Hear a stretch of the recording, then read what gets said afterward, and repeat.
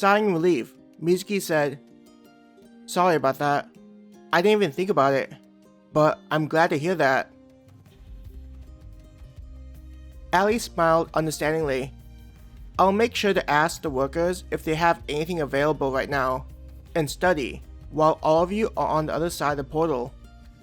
Though I won't be able to help much aside from pulling on the cart, I want to improve what I can contribute to the group," Ali said with a smile.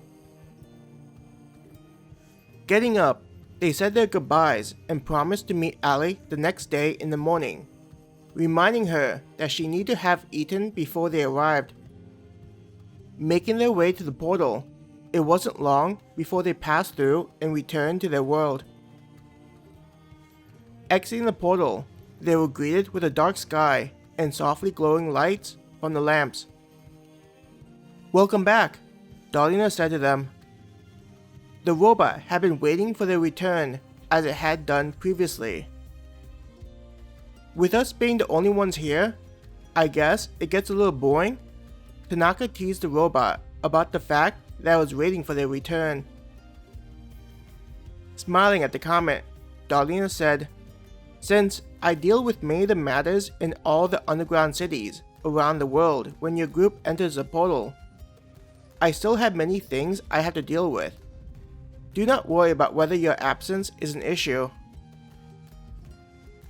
"Are we still the only ones inside of the underground city?" Ayaka asked the robot. "At the moment, yes," Darlina answered.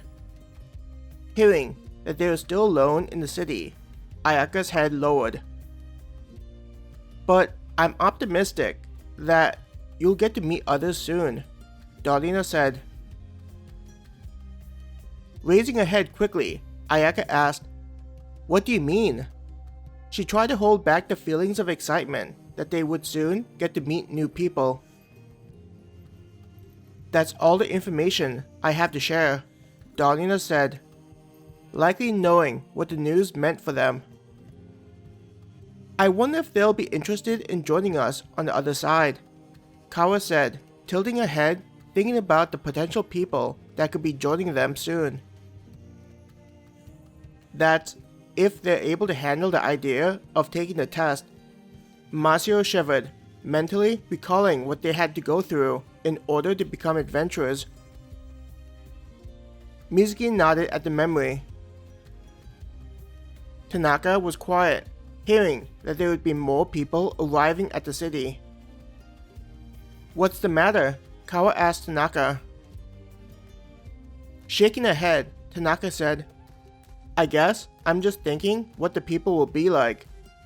I remember driving to reach a signal I had discovered, but during the journey, it wasn't until I met the four of you that I saw any other survivors." "They can't be horrible people, considering the city scans everyone that enters," Kawa said. Waving a hand, Tanaka said, "That's not what I was thinking about.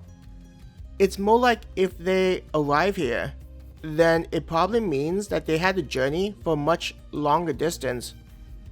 I can only imagine what things they saw on the way here." Listening to Tanaka, Ayaka thought back to when they were walking through the forest, barely surviving day to day. Even the sight of the convenience store that day was a blessing they didn't expect.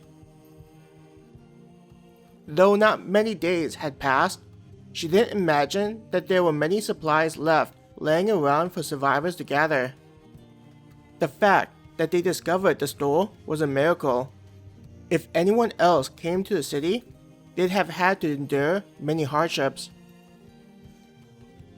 With how difficult it was for them, Ayaka suspected that anyone that discovered the underground city would be part of a small group. Anything larger than 10 people seemed like too heavy of a burden. Even in their group, it was divided between her and Mizuki being together, while Masuyo and Kawa were attentively grouped up before they met Tanaka.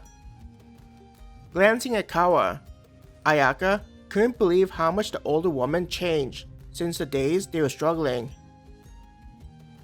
"I guess That just shows how valuable it is to have resources, Ayaka thought to herself.